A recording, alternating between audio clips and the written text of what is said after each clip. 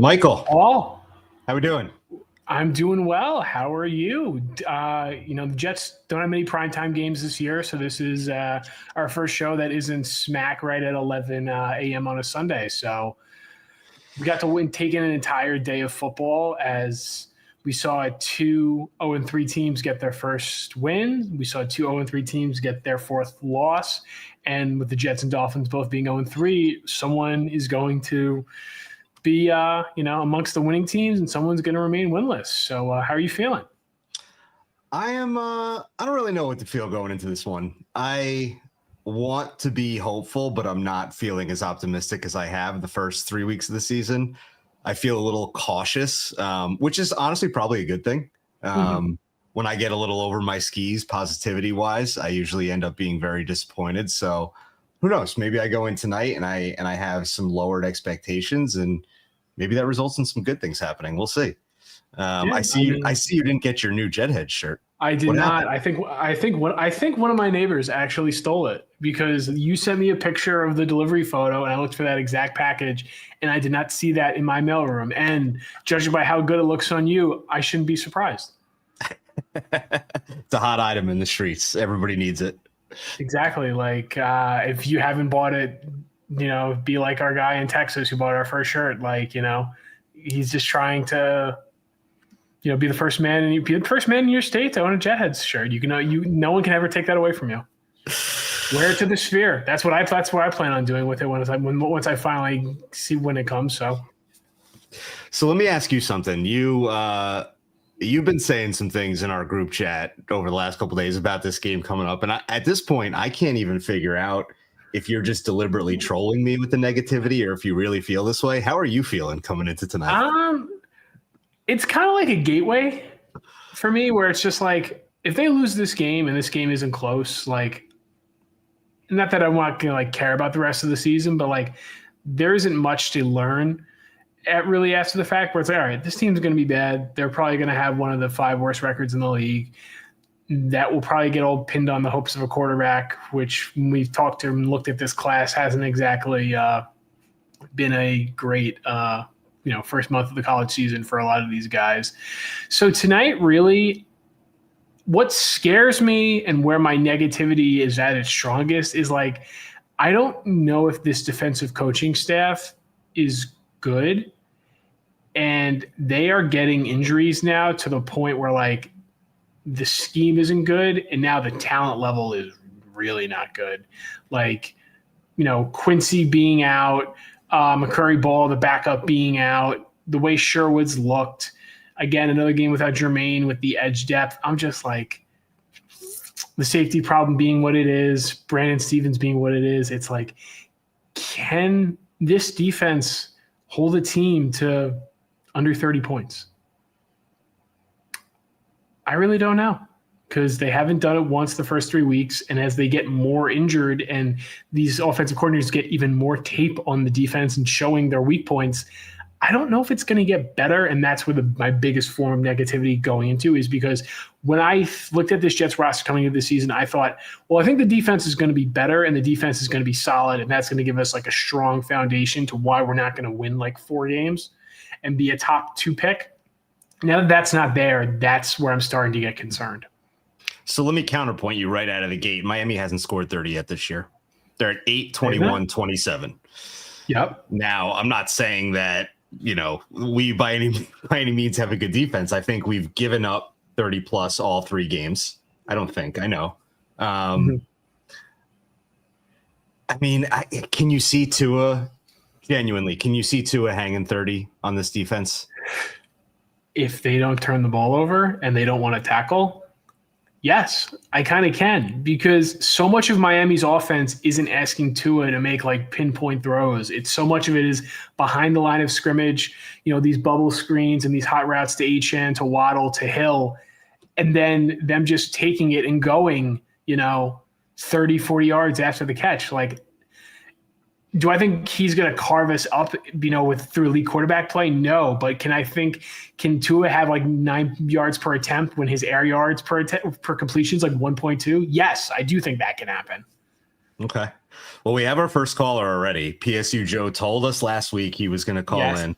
He was He's in also college. mad after our comments about the Penn State game. So I'm really curious to see what Joe has to say for us. Joe, how are you doing?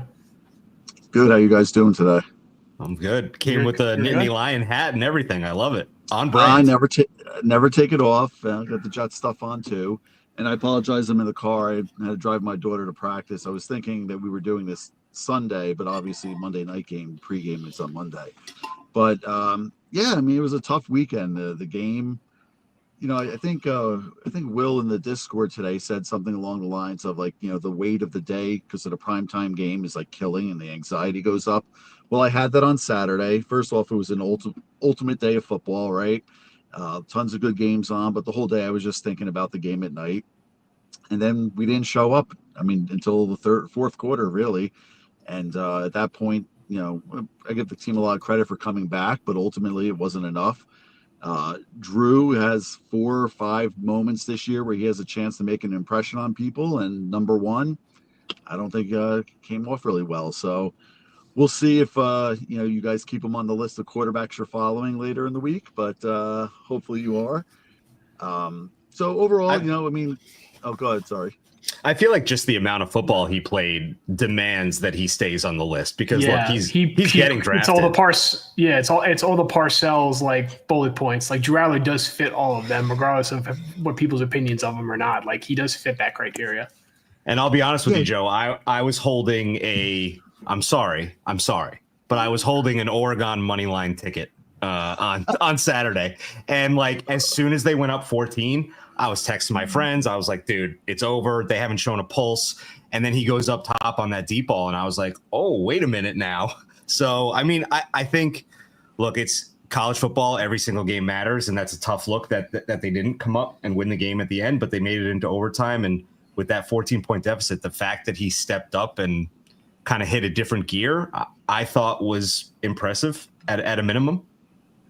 Yeah, I mean, the kid has a lot of good qualities. It's just, one, I don't know that the scheme does him any favors, right? I mean, I don't know if you guys watched the first quarter of the game, but we're running plays where he's split out wide. And I mean, like, you know, that's not his strengths. Essentially, when they put him out wide, the other 11 players on defense just focus on the 10 that are on the line and they ignore him, right? Because nobody's throwing him the ball. But in the fourth quarter, when they needed to play, you know, tempo and they needed to, you know, air it out, you know, the kids started playing well. So again, we have more games to go and show that we could do something. But, you know, to say I'm not disappointed would be lying. The only solace I take is last year, the team that won the national title lost 2 Big Ten games. So, you know, not to say we're going to do that, but college football is a little different where you don't need to be undefeated anymore. And, you know, we still have everything we wanted to achieve in front of us, and we'll take it from there. But this is not a Penn State podcast. This is a Jets podcast. Yes. So I guess we'll ask you this last question about Aller. If the Jets do end up going in that direction, what about him excites you, I guess, the most from a pro prospect, you know, perspective? Because it doesn't seem like he has a lot of NFL like talent around him. That's always been the thing. Like he had Warren last year. I like Singleton and Allen, but I don't know if those are like top 50 picks, like the way, like we'll say like Judkins and Henderson were last year. Like, I don't know if they are quite in that caliber that like they're going to play in the NFL, but I don't know how highly those guys are going to go. Yeah. Well, I think physically he's as talented as anyone out there. I mean, the maddening thing about him, if you look the prior game, I think it was Villanova, he made a throw that like maybe 5 NFL quarterbacks could make where he split 2 defenders for a touchdown. But then he'll have an interception like the one he threw against Oregon, you know, to end the game where, you know, you just want to, I did throw my remote against the wall. So, you know, that the natural talents there, I would tell you from a character standpoint, because I do know some folks within the program, you know, they talk about Hackenberg and how, and admittedly, I was one of the people who wanted Hackenberg because he came to the program at a time where a lot of people weren't. And, you know, he was the number 1 quarterback recruit in the country when he came here. And after the first season, he had offers to go to Bama and transfer out when the sanctions came down, and he passed on them. So he'll always have a spot in my heart.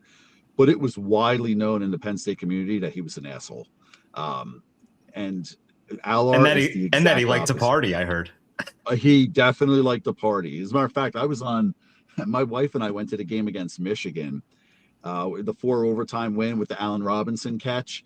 and we saw him going to a frat party at like 1:00 in the morning that night. So it was pretty. I mean, listen, the kid came to campus at a time where no one else wanted to, so I'll always be grateful. But ultimately, it didn't work out. Yeah, but Aller's the exact opposite. Yeah. So like I said, I guess as we transition this to the Jets, it's been not the best 3 weeks. If you take the glass half full approach, you could say that they realistically have a very good shot of being 2-1, and their opponent's combined record at the moment is what, like 9-2? Yeah. Yeah. From a Jet perspective, well, one last thing on Aller, we're drafting him. Like it's happening. So yes. After last it happened already. I was like, if there was a bet I could place on it anywhere, I would. Like, I'm well aware of that. He will be a Jet. I don't know what round, but he will be a Jet. I mean, 0-3 is disappointing right now, but the reality is we lost to 3 playoff teams who are all better than us from a talent perspective and a coaching perspective at this point. And I thought we would be 1-2 right now. So to be 0-3 is a disappointment, but it's not that much of a disappointment. Now, if we go into Miami tonight and get our ass beat, I'd hate to be on Twitter tomorrow because it will be a meltdown. But I feel good that we're not going to do that. And we're going to go in there. We're going to play tough. You have to establish the run tonight, to kind of set the tone for the game. And, make sure we play disciplined football. I mean, that other team is on their last string, right? I mean, that coach might not – if they lose, McDaniel might be fired tomorrow morning. So, it'll be interesting to see how that all plays out. Amen, dude. We talked a lot in the early part of the season about how Pittsburgh was a fulcrum game. And in the absence of that win, now that is a loss and it's behind us and everything, now this is the one where it's like, this can go one of two directions from here. You win convincingly tonight and a lot of sins are forgotten. And all of a sudden it's like, oh, okay, well, they can win next week. They can get to 2-3. But if you lose tonight, it can start to spiral quick. We can enter that death spiral real quick. Yeah, I mean, it's funny. Meegs has the reputation of being a negative guy, but I share a lot of those qualities. Like, I'm 46, so I've seen a lot of, I saw Samini had an article on the Aaron Glenn fake spike game, and I was at that game when I was 15. And even before then, a lot of bad memories where I've become a jaded fan over the years. But the Jets have done it to me. It's not like I was born this way. I mean, I'm a Yankee fan who I feel good about. So, but yeah, so I mean, if it's 0-4 after today, I mean, this season we're not making the playoffs now realistically anyway. But I mean, at that point, it's just develop players and move on. Yeah. Yep. The season really comes about development if they can't win tonight. But Joe, thank you so much for taking our call, getting the feelings out about Penn State. We really appreciate it. Talk soon. I might be back next week. See you guys later. Sounds like a plan. Sounds good, Joe. Bye. What a guy. All right, another Joe coming in. Before you start, Joe, somebody you guys talking about a death spiral. Paul said it, not me. I feel like that was at least plus 300 at the Vegas book for saying death spiral on this podcast. It's airplane connotations. We're sticking on brand here. Death spiral and PSU Joe being sad about Drew Aller. It's a tough start. I'll try to bring some more positive energy. So somebody just said, what does winning convincingly mean tonight? And I'm the one that said that, so I'll start. Winning convincingly, I think you know it when you see it, right? I'm not going to put a number on it or a margin of victory on it or a stat line on it or anything else. I think you know a convincing win when you see one in the NFL, right? Like, I think, the Chiefs beat up on the Ravens yesterday. That was a convincing win. That was not the game we all expected to see between two good teams in the AFC. Buffalo against New Orleans yesterday, not really a convincing win, although they ended up winning by 12. The Saints gave their defense headaches, right? So I think it's a it when you see it type of thing. It's an eye test. And I think we'll all leave tonight either feeling like, hey, they handled business, or Jesus Christ, we got lucky to get away with one there.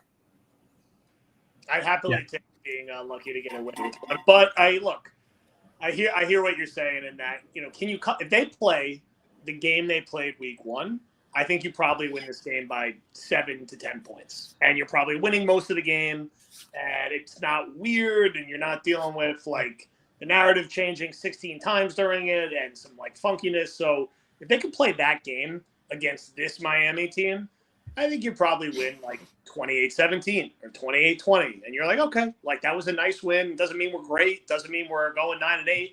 but it means we were able to beat a Miami team that's in the final moments of the McDaniel era. They could win 7-6. I think it would still mean a lot right now for Aaron Glenn and this regime just to get a win on national television and to get a division win and not be 0-4, right? You don't want to be in that Titans Saints bucket as the only teams who are 0-4 in the NFL.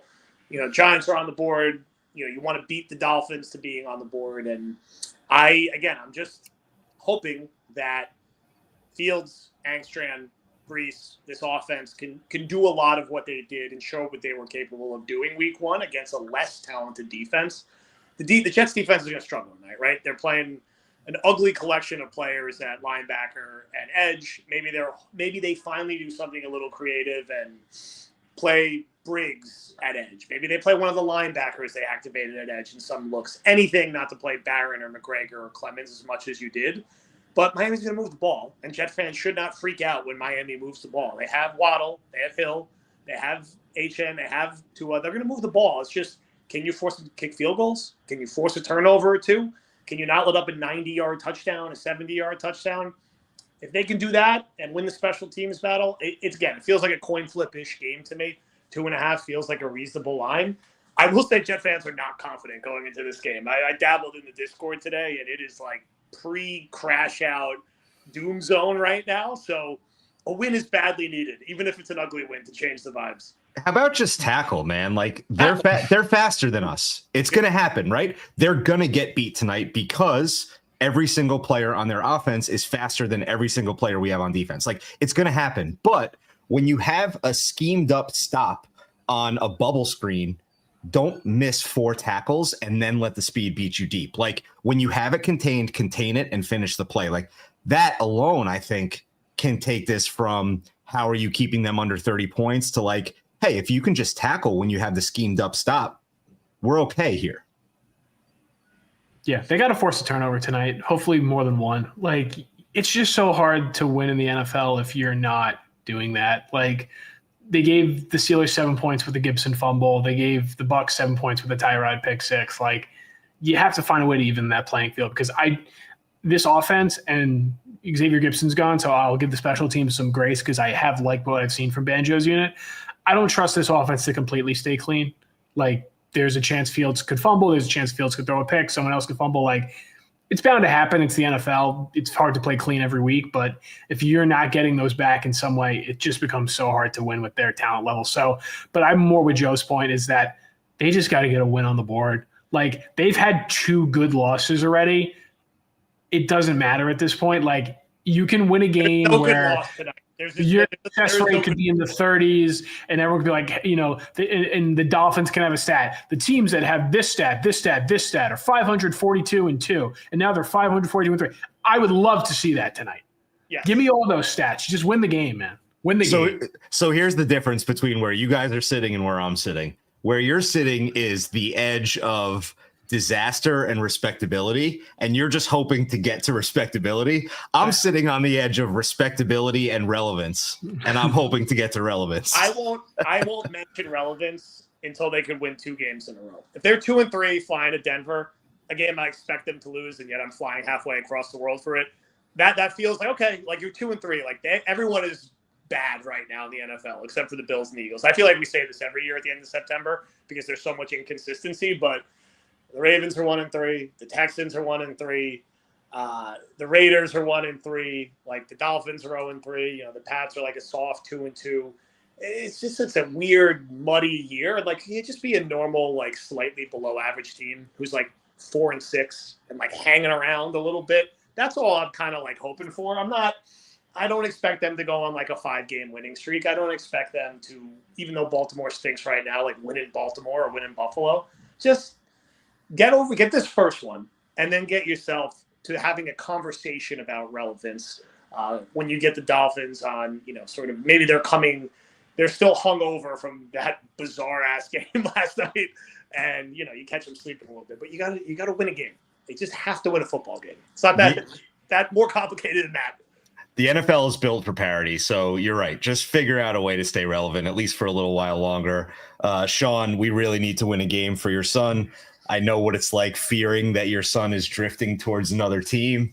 So we got to get it. We got to get it for Sean for sure. Also, most important point: the Jets cannot lose tonight while the Dolphins are wearing those jerseys. Oh. I refuse to lose to a team wearing those jerseys.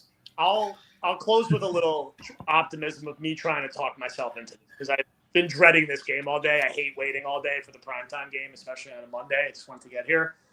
I mean, the Dolphins suck. This iteration of this Dolphins. Yes. Right? Mike McDaniel will not be their coach next year. Chris Greer will not be their GM next year. Tua is one of the worst contracts in the sport. Tyreek Hill does not want to play there anymore. They're soft on defense. They still may beat the Jets tonight, which I hate saying, but this is not a good team. And since they are not a good team, they could lose this game to the Jets. And I think if they're 1-3 and you beat Miami in prime time, like you said at the top, PK, forgives a lot of sins from the first 3 games, and it feels like a little bit of a soft reset going into a winnable home game against Dallas. And you take it from there. So, God willing, Connor and I are staying up till 1 in the morning tonight to record a post-game party, not another post-game therapy, but I will see you guys on the other side. See you, Joe. Thanks for stopping by. So there's a lot of talk in the chat, Meegs, about a little bit of like recent history with Miami and the Jets. So I'm going to read you off a couple troubling items here, and then we'll start a little bit of a conversation. So Miami's won 9 straight at home against the Jets. Miami has, in the last 9 seasons, we are 4-14 against Miami. That is god awful, dude. There's a pattern going on right now. They've never beaten Tua. Right. He is undefeated against the Jets. There's a pattern going on the last few years of win 1, lose 4, and it's a pattern that's repeated 3 times, and we won the last one. So if the pattern keeps going, we're losing the next 4 to Miami, so that would cover this year and next year. Since the start of the playoff drought, we are 10-18 against the Dolphins. That's disgusting. And that's even sadder because that means we started 6-4 against them and then have gone 4-14 since, which is troubling. Exactly. I feel like the only good Dolphins win we have is when was that when Teddy was starting in 2022 and they blew them out and like they had like the Barrios touchdown, they had the really long Grease run. They knocked Teddy out on the first series. Yes, exactly. That's the game I'm talking about. I feel like that's the only good Jets Dolphins member had because the Darnold second game the Darnold 4-pick game in Miami was deplorable. So I actually have that in the prep doc. So the one you're talking about, I think, was a 40-14 win. The Darnold 4-pick game in Miami, I was there. I spent the money, got a hotel in Miami, flew down with my friends. We go to that game, and I want to talk a little bit about that because, first of all, Hard Rock Stadium is a fucking dump. It's worse than MetLife, and I don't think it's particularly close. The surrounding area sucks. The parking sucks. The inside sucks. It's a terrible stadium. And I was sitting there, man, I was so excited about Darnold, and he threw the 4 picks, and then he comes out with the phantom foot injury that I still, to this day, I don't believe was a real foot injury. I think that was you need to sit down for a couple weeks. We're going to tell everybody your foot's hurt. And there was a dude in my section who must have drank 1,000 beers, and he was just all over me the entire time. And his shirt on the front said, "Bitch, I'm a Dolphin," and on the back it said, "Fuck the Jets." And he was all over me for 4 quarters, dude. And like, it reawakened my Dolphins hatred because the whole experience was so bad. But oh my god, yeah, I was at that game.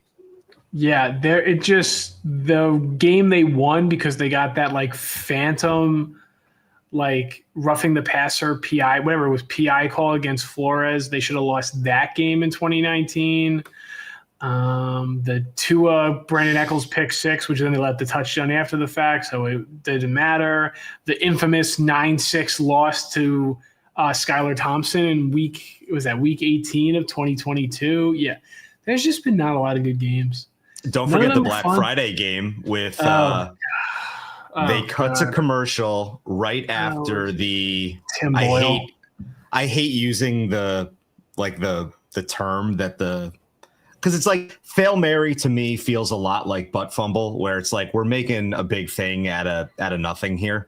So I hate saying Fail Mary, but just for ease of everybody remembering the game, the Fail Mary Black Friday game, And right after that pick six, they cut to commercial break, and it was Robert Saleh in a toothpaste commercial, smiling behind his play sheet. Like, I don't know if I've ever been lower than I was in that moment in my entire life.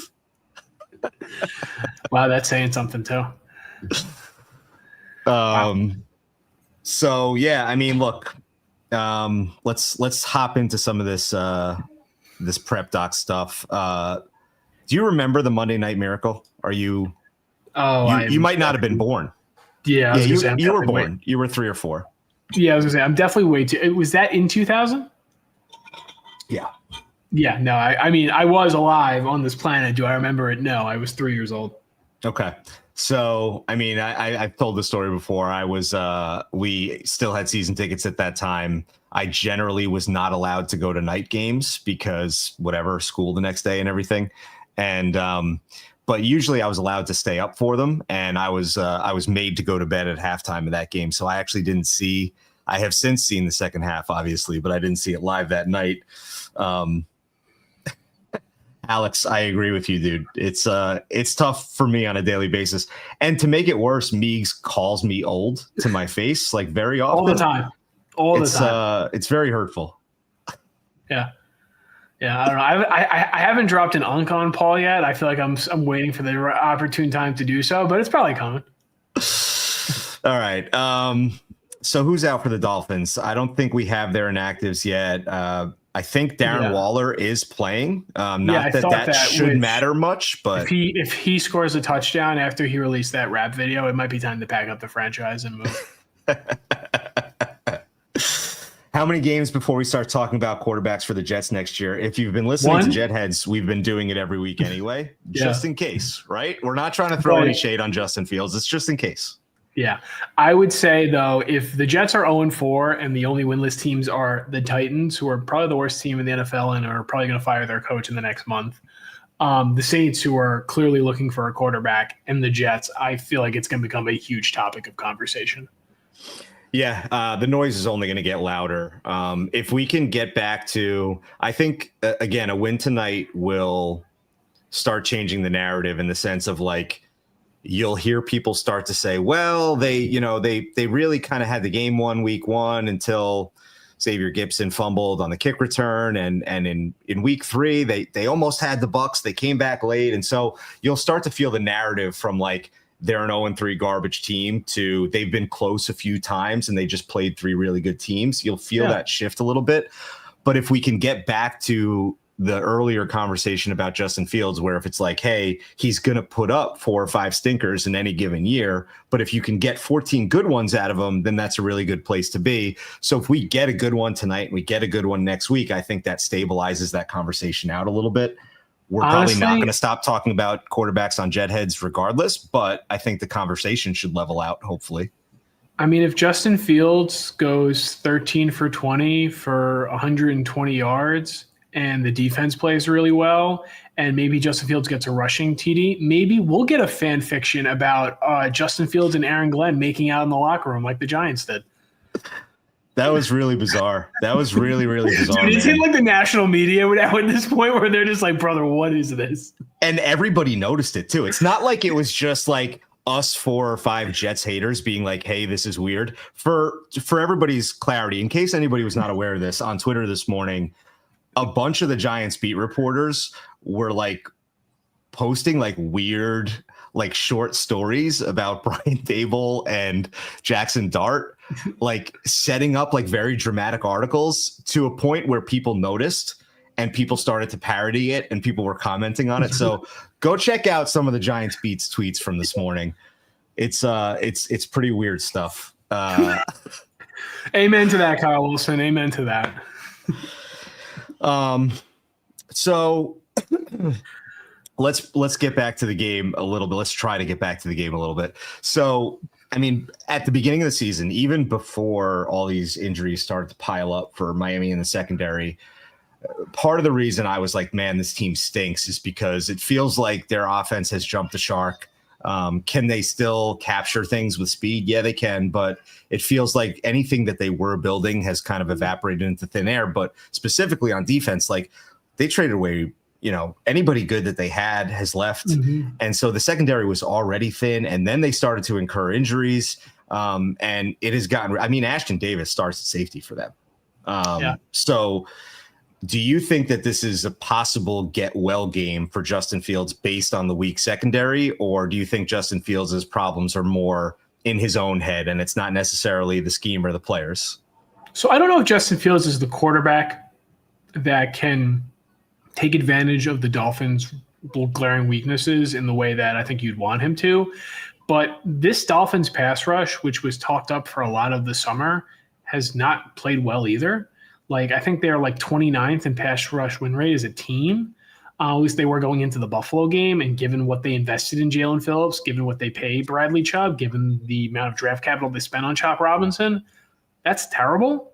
So I think this is a showout game for the offensive line where it's just like, why is the Mike McDaniel era failed, or why has this version of the Dolphins always, when they came up against good teams, is that they're light in the ass, they're weak in the trenches. And if the Jets want to be a tough team, the Jets want to be a physical team, you gotta, beat a team like that down. So I'm hoping more like this is like a Membu, Olu, Tippmann just masterclass more than I think Fields is going to take advantage of it. But double them up in time of possession, punch them in the mouth, run the ball, see if you can get a turnover from Tua or HN, and then just win this game 24-14, man. Like, that's what I want to see.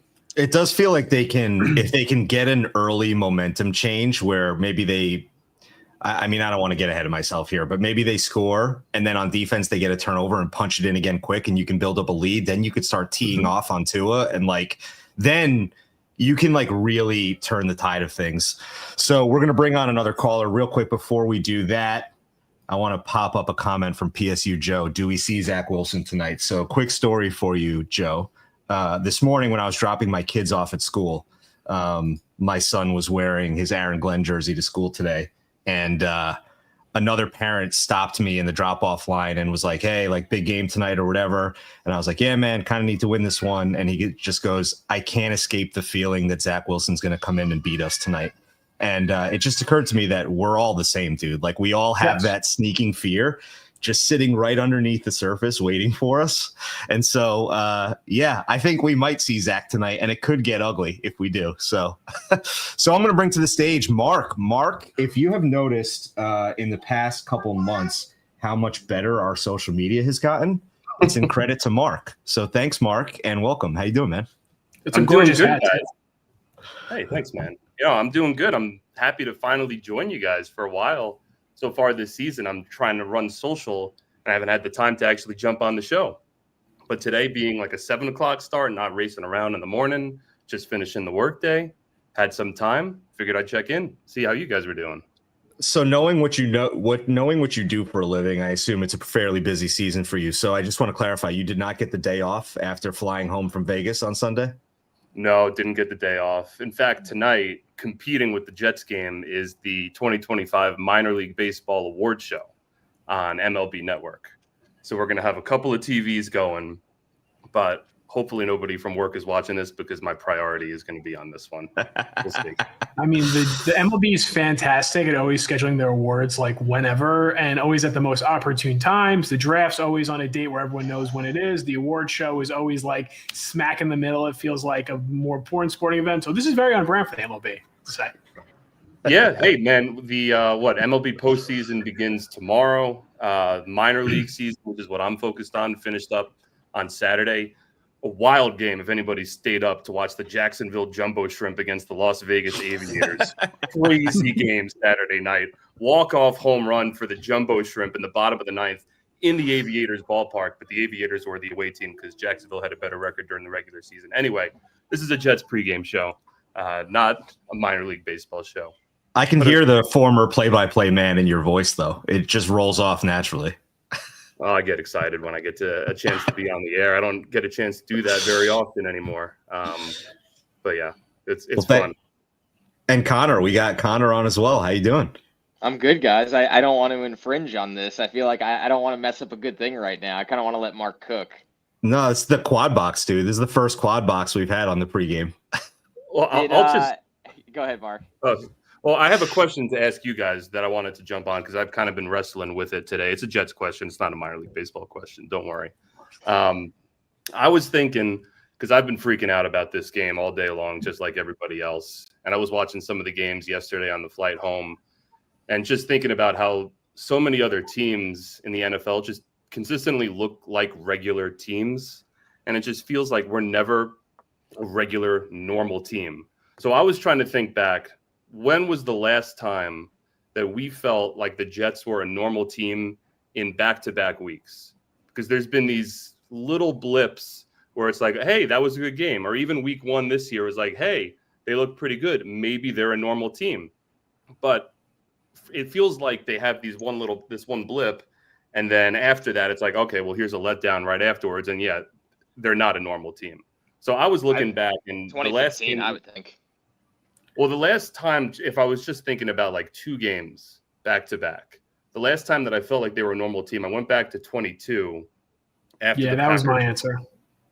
It was because I'm looking at the schedule here. It was after the Packers win. They were up 4-2. They were 4-2 on the season. It was before Brees and AVT got hurt in Denver, and it felt like vibes were good, and it felt like they just went into Lambeau and were a normal team. And ever since that point, like maybe New England was 1 game last year before the ship kind of went off. So that's at least what I had, but I'm curious to hear what you guys think on that. Yeah, 22 is my answer, where it's just like, it felt like that team, it was a weird season because Brees and AVT got hurt, but like it felt like there was like multiple seasons inside of it where it's like they started off well and then they had those injuries and then Zach got benched and they got rejuvenated with like the whole Mike White, like that he crushed the Bears, I think it was, in that rainy game at MetLife. I think Fields was actually injured in that play. It was injured during that game. So like it felt like they had that second win and then like he got hurt against Buffalo, but then he came back against Seattle, where it's like the Jets were like fairly normal for the Jets standards that year, but it just felt like there hasn't been one besides that like 10-game sample size we got in 2022. I'm going to go back to 2019 and I'm going to couple that with showing a nice comment about my guy Sam Darnold here and say, you're right. I'm never going to let this go. And the better he gets, the more insufferable I'm going to be. So strap in. It never would have happened here. That's the problem. Which is he needed Kyle Shanahan to rehab his life. Yeah. I don't know if we can say that with certainty. I understand that on the surface, spending a year with Kevin O'Connell and Kyle Shanahan, like I get it, right? I'm not trying to downplay it, but he was also young when he came out, and maybe he just needed a couple years to, who knows, right? That's neither here nor there. Here. Just like Geno Smith needed to get out of here. These guys need to get out of here. That's the problem all the time. They need to build an infrastructure where you're not have people run from here. This is leftover Mets negativity coming out. I can feel it. You know where I'm sitting right now?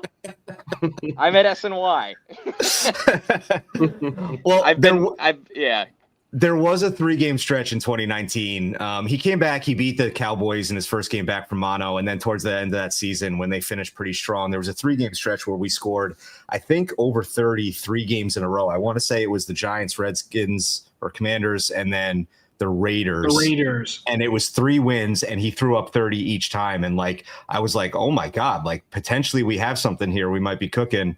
And that infamously was like the offseason where it was like they finished strong and then 2-14 the next year. So, yeah, I think with Sam, I mean, obviously the talent has always been there. It just felt like when things kind of spiraled here, like compounded, and he lost his confidence. And the craziest thing is, I mean, there was even times where Zach looked a lot better. Like, I remember the second half against Carolina in his debut. You saw a lot of the things that he did at BYU, a lot of the throws that he made at BYU, and you were like, okay.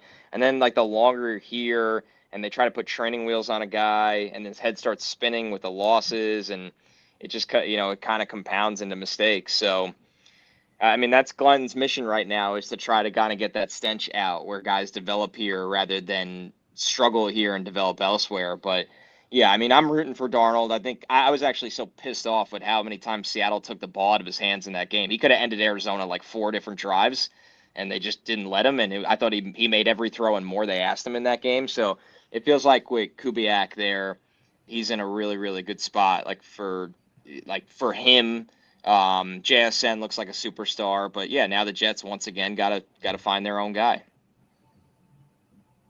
Yeah, agreed. Wait, are They're you guys? stuck. I want to go across the board before I have to get out of here. Are you guys all picking the Jets to win tonight? No. I forgot you have not been. Mark, you're not either. No, not that anybody really cares about my opinion, but I'm do. on Meegs' team. Yeah, right we here. believe me, we care. Yeah, I've been stewing on it the whole day. It just doesn't feel like this is a normal team right now. And until they prove it to me that they're actually competent and can go on the road and put together drives and stop teams on third down, until that's proven, I have no reason to believe that they can do that. Especially missing a couple of linebackers today. That's my worry. Especially with the speed of Miami. Like, it just feels like one of those games where it's like the Jets are undermanned again. They're going to be outrun again. And until they prove otherwise, I can't predict them to win the game, unfortunately. You have to outscore them and get a takeaway. One takeaway, and then you have to outscore them. You have to have a Steelers-level offensive game, which you can. Miami's defense stinks. They can't do anything right. I think they have the highest pass blitz rate and the lowest pressure rate. So, but I agree with you. I don't think this is a game where the Jets are going to slow their offense down. Paul, give me some hopium. Yeah, I do think they win. I don't think it's convincing, which I asked for at the beginning of the show. Like, I would like to have fun watching football tonight. I don't think that happens. I think it's ugly right now. Yeah, and that's where I think it lands is I'm going to go back to what I thought at the beginning of the season, which is Miami stinks, dude. Miami's terrible. And, credit to them for showing up against Buffalo last week, but I think that was the last gasps of a dying kind of, iteration of the Miami Dolphins, and I think they're wearing black for McDaniel's funeral tonight. Yeah, I'm definitely. I mean, my fears are definitely linebacker, tackling. I think Tua's going to have a lot of completions in this game. I don't think that'll amount to air yards, but I think he'll have a lot of completions, and they'll make the Jets have to tackle.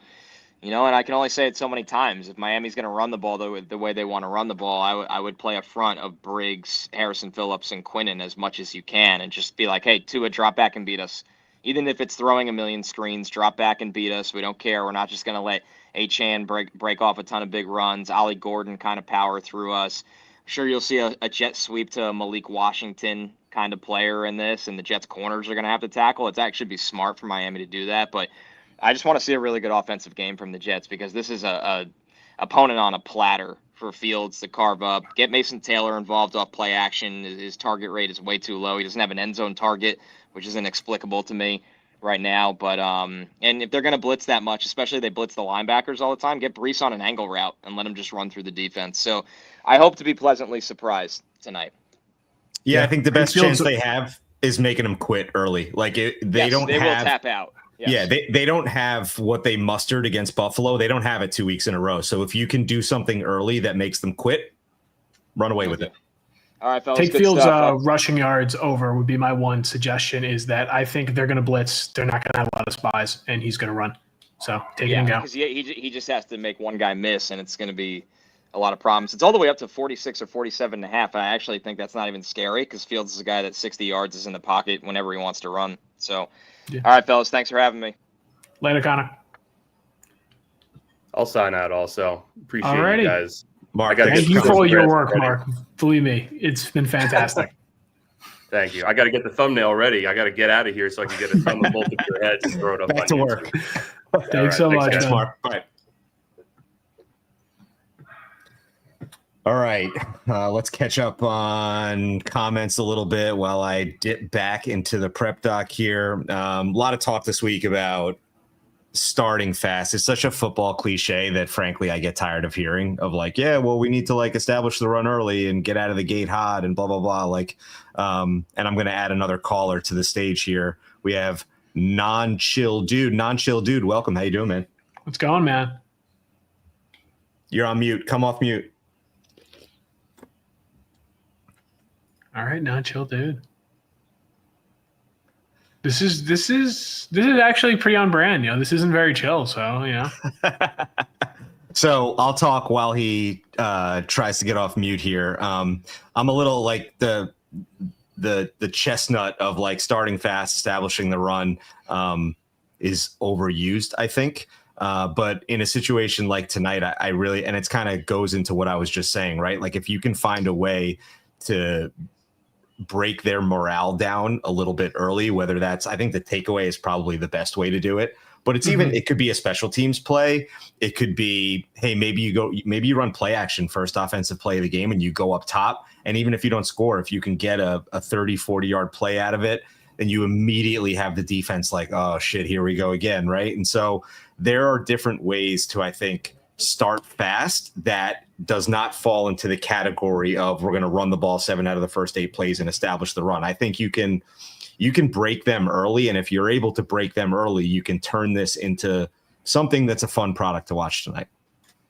Yeah, the Dolphins are not a team I think that's going to play well from behind. If you get to an obvious passing situations, I think that's where he struggles. I think that's where he makes a mistake. I think that's where you can confuse him after the snap and hopefully get that takeaway. But, the script's very important tonight for Engstrand. Just what do you guys have cooked up? Field has not played in now, 2 weeks, just to see what he's really got. Is, as a play caller, you want to see those scripts get better and better. I know LaFleur, as a first-time play caller, struggled with that early on and got a little better at that. Hackett's were normally terrible. Downings were fine. The best part about Gase is that his script was always good, and then the rest of the offense was terrible, which was just, I guess, on brand for him. But it's very, very important that they don't fall into a hole like they did in Tampa, because how many times have the Jets been on the road and they go down 10, 13, 17 points and they rally in the third quarter and then they make it a one-possession game and then they fall short? Like, I watched that movie too many times. Like, show me another movie if you're going to lose. Like, at least make it different. 100%. Again, just like, please let it be something fun to watch, right? So let's talk about the linebackers, because that's popped up a bunch of times already. We got 2 guys down on IR. Not a good situation right now. It's Marcelino McCrary Ball is down. Quincy's down. We're probably going to see a lot of Kiko, probably a lot of Cam Jones. And there really are not a whole lot of bodies behind that, right? So how do you think that snap wise this starts to shake out tonight? And let me frame it this way. What's the top end that you think you can expect from the linebacking group tonight, and what's the low end?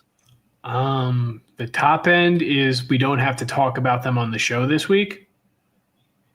Like, I'm not saying that, like, they're not going to make a play that I think switches the game where it's like, oh my God, look at this play one of them made, or they got the helmet on the ball and they forced the turnover, or Tua didn't see the linebacker and they got the pick. Like, I don't think that's going to quite happen, but I think the top end is like, they maintain their discipline. They don't miss tackles. They just play a solid milquetoast game where it's like, oh yeah, the Jets had some linebacker injuries, and we remember it after the game. The low end is that Achane has 170 combined rushing, receiving, because these linebackers have been in conflict the entire time and they just look lost out there. That's, how, like, Devon Achane can win this game himself if the Jets linebackers let him. And that's what scares me, I think, the most from that position group. Yeah. And it's going to come down to tackling. I mean, I'm always like trying to think of the positive angle on things, because I feel like you're so goddamn negative that I have to try to counteract it a little bit. But like the hopium, because I'll call it what it is, right? This is not real analysis here, but you would think that.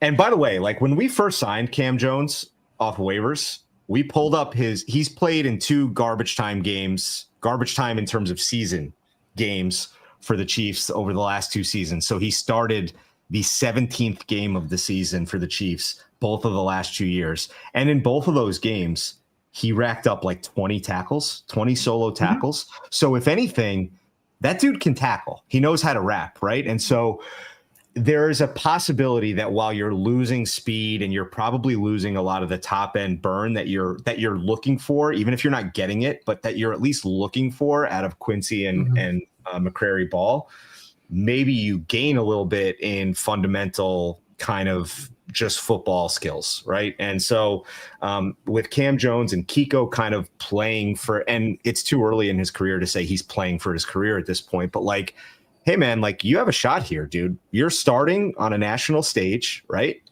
You came from a pretty big program in college where you played a lot on national TV. You played in Miami.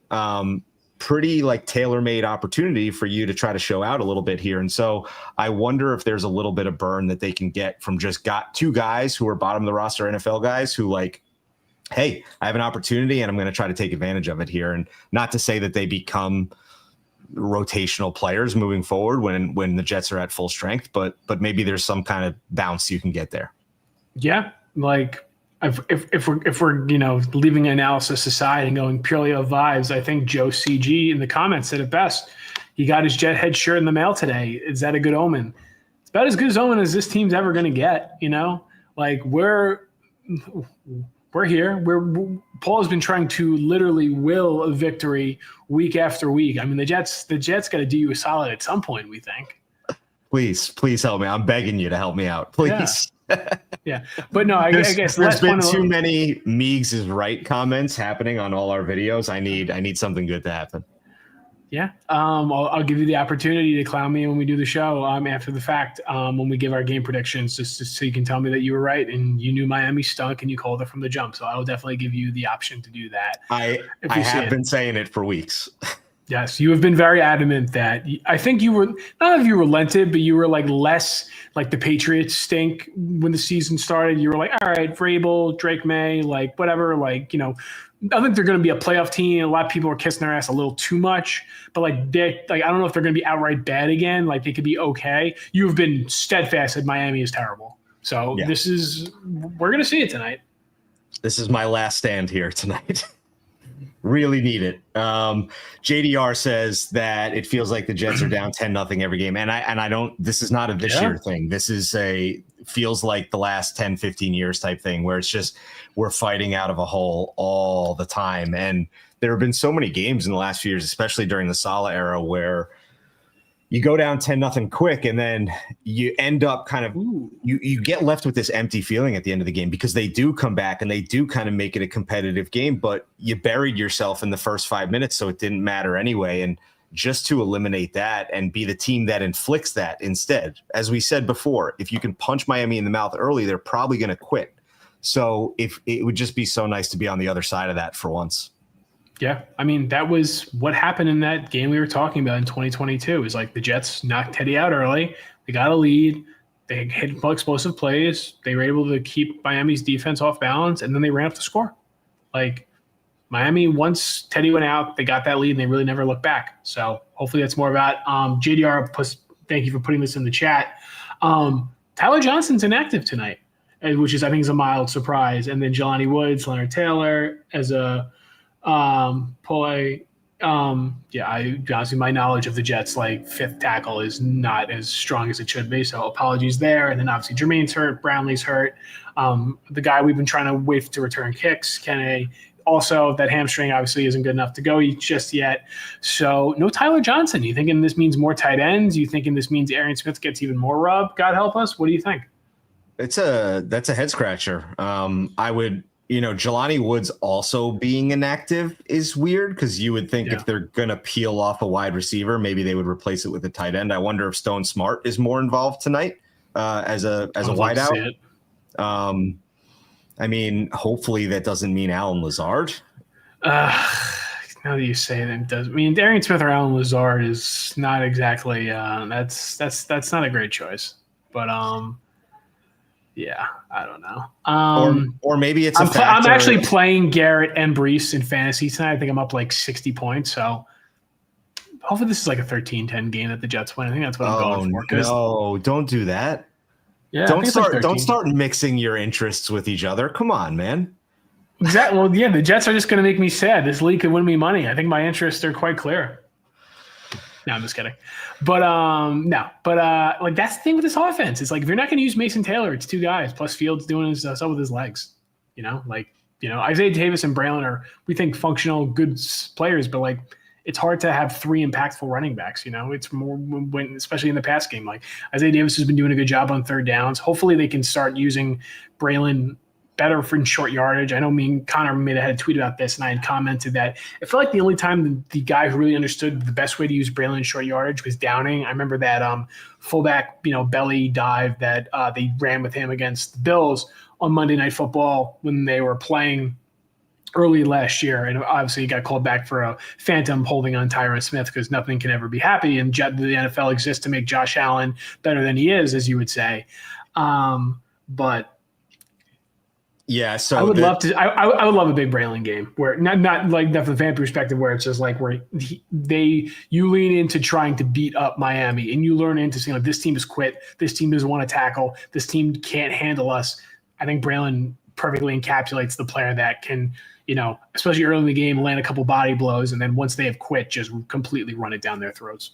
Yeah, so I think that's probably what this means. And as the infamous Alex Rain from the Discord just said, I don't know if it'll be 23 personnel all game, but I think that this could be indicative of a really heavy game plan where, hey, a lot of 13.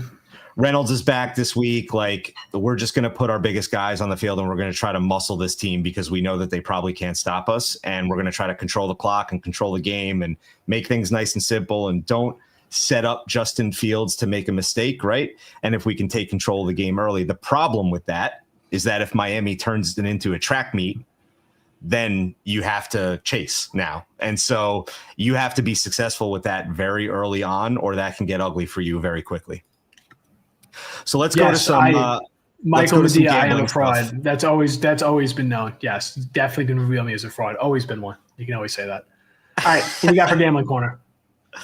So Gambling Corner, the over-under is 44.5. Everybody likes the over in that, which to me, I'm a big fade the public guy. I don't know if I'll actually bet the under, but my spidey sense is pulling me towards the under. Why don't we start with, you cooked up a good one today that you texted me about. I don't think we put it in the prep doc here, but why don't we start? It was plus 561 when I put it in. It's Tyreek Hill to record a 30-yard reception, and it's Justin Fields to score an anytime touchdown. Is plus 561. The Meegs best bet has been hitting at an alarming rate. Yeah, the Ruckert units that we won from that is really padding us there. But yes, we've had a couple, and the Bucky Irving hit last week, which. That was just like, of course, it's going to happen when as soon as you got one screen and they miss one tackle, a 6-yard gain turned into a 26-yard gain, which cannot happen tonight with Achane and Waddle and Washington and that Miami thing, which just scares me the most.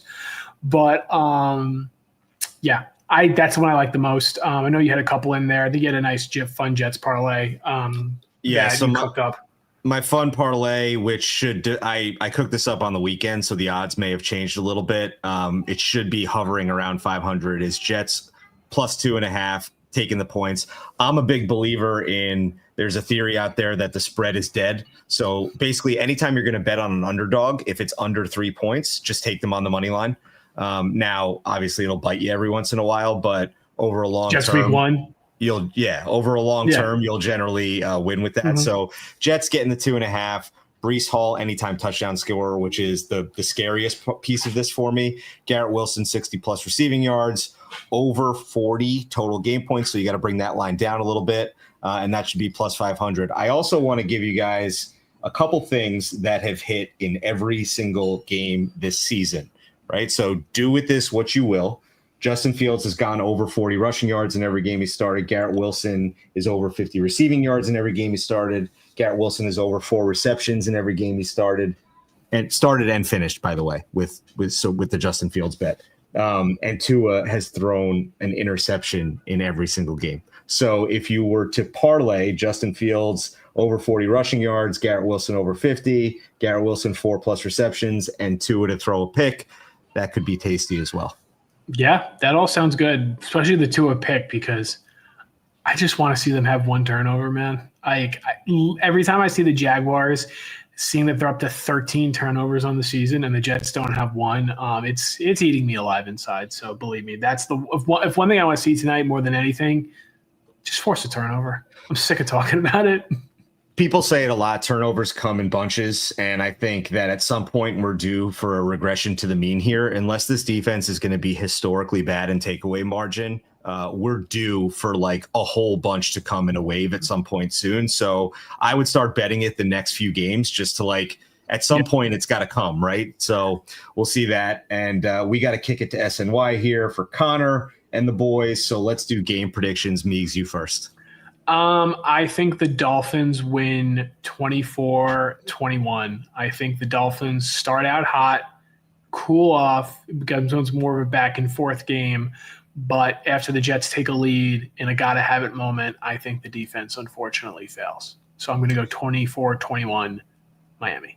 I'm going to go Jets 23, Dolphins 16, and I think that there's a Dolphins garbage time touchdown, and the game isn't actually as close as that score makes it feel. So Jets 23, Dolphins 16. Punch them in the mouth early, baby.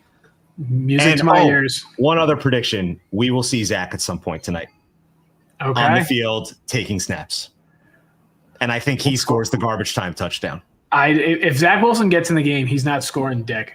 I will die on one hill and one hill only. He was terrible. He's never good. He was never going to be good anywhere. All-time bust. Miami gave him money for no reason. I hope he gets in the game tonight because I think he's going to be even worse than people imagine. I'm not even going to attempt to say this username out loud, but you know who you are, the one that just said Miami scoring 60 tonight. If the Jets win and we hold Miami to under 20, you're calling into the show next week and we're holding you accountable. Exactly. That's what we do on the show. We say a lot of dumb things. We talk about people, the dumb things they say. All right, everybody, go over to SNY. Check out Connor and the fellas. Thanks for joining us again. We'll talk to you soon. Later, guys.